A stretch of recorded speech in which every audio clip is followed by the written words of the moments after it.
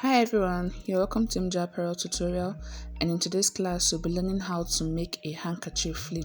A handkerchief flee can be used to make a skirt, it can be attached to a blouse as a peplum, it can be used to make a gown, and it can also be attached to a sleeve. If you are new to my channel, please don't forget to subscribe, like, and also drop a comment.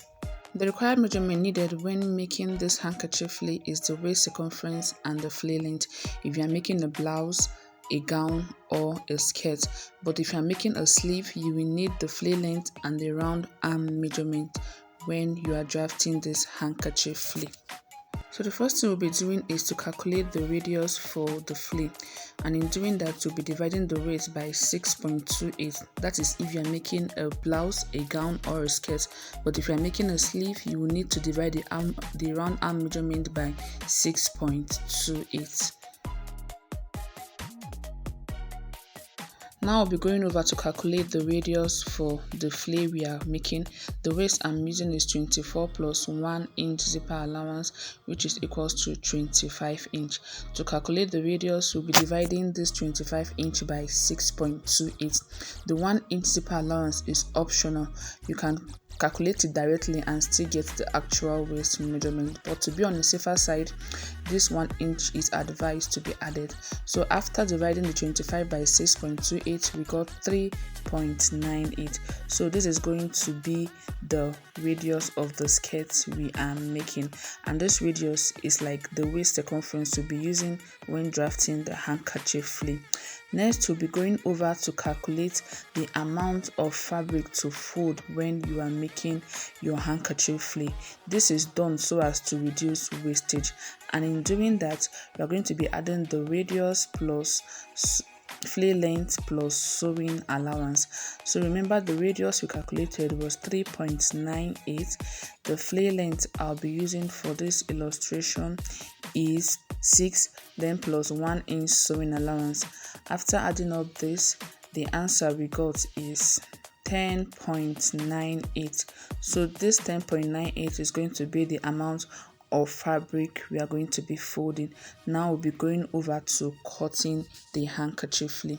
First, I have my fabric laid like this. Next, I'm going to be measuring this 10.98 I have here. I'll be measuring that on this side of my fabric. So here I have 10.98. After measuring, I'll mark. After marking, I'll fold it over this way. So this is the point where I mark. I'll fold it like this. So at this point here, I have 10.98, and this is the first folding. I have 2 layers at this point like this. So the next thing I'm going to be doing is to measure another 10.98 on this side of my fabric. After measuring it, I'm going to be marking and I'll fold it again. So this is going to be the second folding for the flee. So when you fold it this way, you should have a perfect square.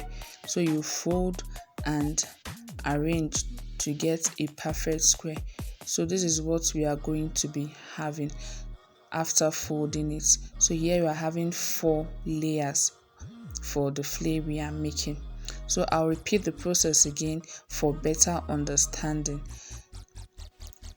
The first thing I did was to measure 10.98 on this part of my fabric. After that, I marked and I folded it. This is the first folding for the flee we are cutting. So when you're folding, you make sure that the sides align so that no part will be shorter than the other. So after folding, next I measured another 10.98 on this side of the fabric and I folded it again, which is the second folding. You mark and you fold it over to get a square. So after folding, this is what you are going to be having after folding. So when making this flee, you are going to be having a perfect square. So you try to check what you have to make sure that it is the 10.98 or whatever measurement you are using. You cross check the measurement to make sure that it's the same. So I'm trying to do that at this point. So after marking this point, I'm going to be drawing a straight line at this point to make sure that I have a perfect square on this side of the fillet. So I'll also confirm the measurement at this point. I also confirm the 10.98 at this point. After marking, I'll draw a straight line to this point to get a perfect square.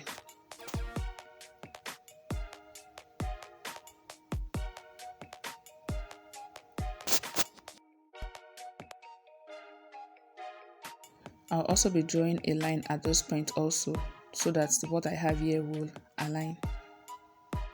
After that, I'm going to be cutting off this part of the fabric.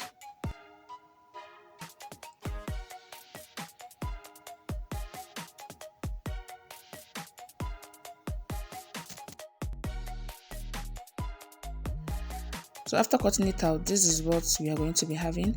The next thing we are going to be doing is to insert the radius of the fillet on this part of our fabric. So I'm going to be placing my tape this way, and I'll mark the 3.98, which is the radius of the fillet we are making. I will only be moving the lower part of the tape, while the one at this point here is going to remain there. So I will mark round. After marking it round, I'm going to be cutting out the radius of the fillet.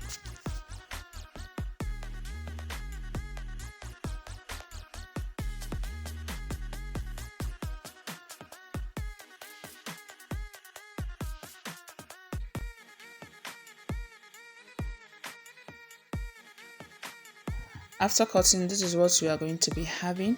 Next, I'm going to be measuring what I have here to make sure that it's the same with the waist circumference I'm working with. Here I have 6.5 times 4 is 26, so it's going to fit perfectly. This is what the handkerchief should look like after you have drafted and cut out the waist radius. So next thing I'm going to be doing is to open it up for you to see what it looks like. So when it is being opened, this is what it's going to look like. You should have a perfect square with a circle on the inside. This is what it should look like after opening, and you can style it whichever way you want. You can style it like this, placing it like this. This side here is going to be on the side of the skirt you are making, while your zip will be on this part. So when it is being sewn, you should have something like this. So you'll be opening this part for your zipper allowance. So, and if you don't want to style it this way, you can also take this part of the fillet and take it to this part like this to have a triangular shape like this. This point here is going to serve as the center panel where you can insert your zip, while the sides here will be on the side. When it is being opened, you should have something like this. Whichever way you want to design it is okay. So I hope this video was helpful to you. If it was, please don't forget to subscribe, like, and also turn on the notification bell so that you'll be updated whenever a new video is being posted. Thank you for watching.